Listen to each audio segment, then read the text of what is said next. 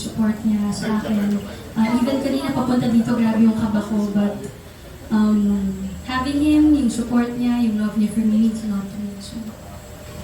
So, to this question, kasi parang alam namin yan, we're very, very familiar with your love life, with si Elijah. Eh, syempre noon, kami ang mga tinatawag na mga talagang nakasubaybay, di ba, sa inyong mga buhay.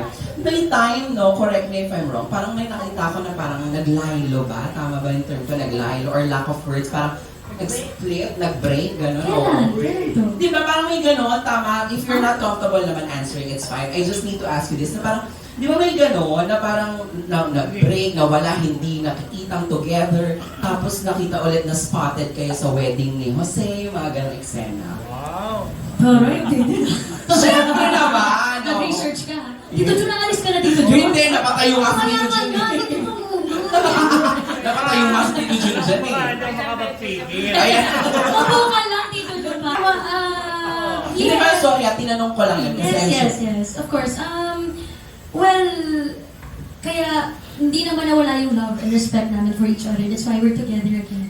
And Again. yes. Again? Love is sweeter the second time around. Wow.